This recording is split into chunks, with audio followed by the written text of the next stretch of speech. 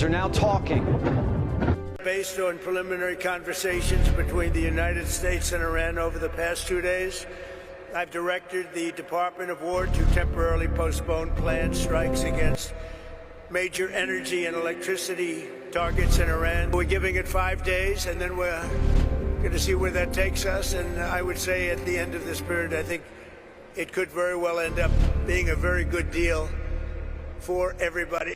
The president's giving the mullahs a lifeline, but warning them, don't blow it. If it goes well, we're going to end up with settling this. Otherwise, we'll just keep bombing our little hearts out. 5 days from now is Friday night. The markets will be closed all weekend. That's when Trump likes to act. And that's when the USS Tripoli, along with 2,000 Marines, will be arriving in theater. Right behind it, the USS Boxer, our amphibious assault ship, carrying 4,500 sailors and Marines. A source says those Marines aren't coming for decoration. They're bringing an infantry battalion team backed by choppers, F-35s, and armored landing vehicles. It's en route from San Diego. On top of that, elements of the 82nd Airborne have just been seen arriving in the Gulf as the Pentagon weighs options for Karg Island, Iran's crown jewel. More on that later. Iran's running out of cards. Its Navy's underwater, and we've been pounding their defense industrial base. These are kamikaze drone and missile manufacturing plants getting decimated. Here's a before and after shot of the regime's ballistic missile production facility, blown to bits.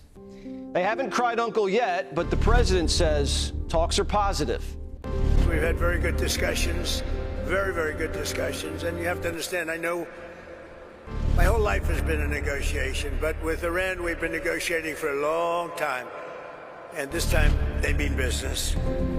And it's only because of the great job that our military did is the reason they mean business. They want to settle, and we're going to get it done, I hope. On Saturday, he gave the mullahs a 48-hour ultimatum to open up the strait or he'd bomb their power plants.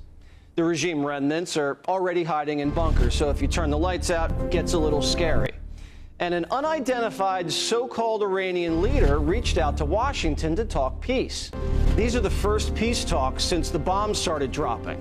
But not everybody's on the same page. Iran's foreign ministry says you're not telling the truth when it comes to productive conversations to end the war. Well, they're going to have to get themselves better public relations people. We have had very, very strong talks. We'll see where they lead. We have major points of agreement. The media has already sided with the Iranians. They think the Iranians are telling the truth, and Trump's just making it all up. These are the same Iranians who last week claimed they sunk one of our carriers. They lied about their nuke program and how many civilians they slaughtered. Maybe Iran's trying to look tough to keep their population in line. Or maybe, since they're all hiding with no cell phones, they don't know who's talking to who. The gay Ayatollah's MIA. The CIA thinks he's wounded, and he might not even know he's in charge. We haven't seen proof of life. And while he's on an IV drip, the Republican Guard's consolidating power. But some ran into the woods and haven't been seen since. Literally. The head of Iran's militia escaped into a forest and pitched a tent. Ordinary Iranians spotted him making a fire, tipped off Mossad, and the IDF took him out with a missile strike. Reports say Iran's security forces are on the run. The Iranian regime is in chaos. This is Hitler's bunker. Hitler is dead. Himmler is dead. Goring is dead. Most of what you're seeing are lone wolf activities. Trump can't even say who he's negotiating with. It's too risky. I don't want him to be killed. Okay? I don't want him to be killed. Mr. President, you've deployed. Nobody wants to be that. Nobody wants that job right now, you know? Nobody's exactly looking forward to being the head of that particular country, but perhaps we'll be able to solve that problem. Trump's announcing he's negotiating with the Iranians makes what's left of the regime not really trust each other. Nobody knows who's talking, so they all suspect each other of treason. Trump announcing talks also lowered oil prices and rallied the market. Reports say we've been in talks with the Speaker of the Iranian Parliament. One administration official says the Speaker is a hot option, but they're still testing multiple candidates, like it's The Apprentice. Now, if this is true, We're in the beginning of the situation that we saw in Venezuela. We're hearing Trump sending Vance, Witkoff, and Kushner over to meet with the speaker in Pakistan this week. The American position is clear. We want to see no nuclear bomb, no nuclear weapon, not even close to it, low key on the missiles. We want to see peace in the Middle East. We want the nuclear dust. We're going to want that, and I think we're going to get that. We want no enrichment, but we also want the enriched uranium. If this happens, it's a great start for Iran to build itself back, and it's everything that we want. The deal looks like this. We're not going to be sending them billions of dollars, and we're not going to let them play cat and mouse with inspectors. How are you going to get the enriched uranium? Are you going to send... It's very easy. If we have a deal with them, we're going down and we'll take it ourselves. This is why Trump ordered Operation Epic Fury when he did. Yesterday, the Iranians lobbed 2 mid-range ballistic missiles at a U.S. British base in Diego Garcia. It's in the middle of the Indian Ocean. It's about 2,500 miles away. Luckily, we intercepted it, but this is the longest an Iranian missile has ever traveled. The Iranians told us they didn't have this capability. Now we find out they have missiles that can hit every European capital.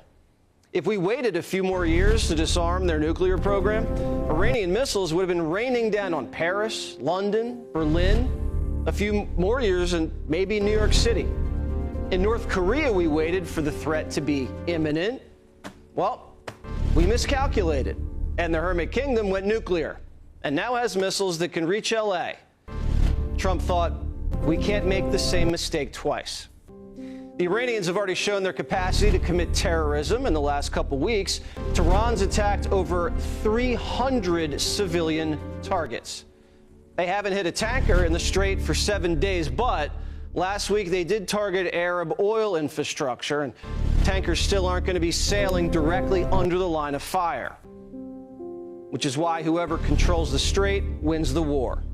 What about the Strait of Hormuz? Who's going to be in control of that? That'll be opened very soon if this works. How soon? And who's in control of it? Will Iran still be able to control the flow of oil? Be jointly controlled. By whom? Maybe me.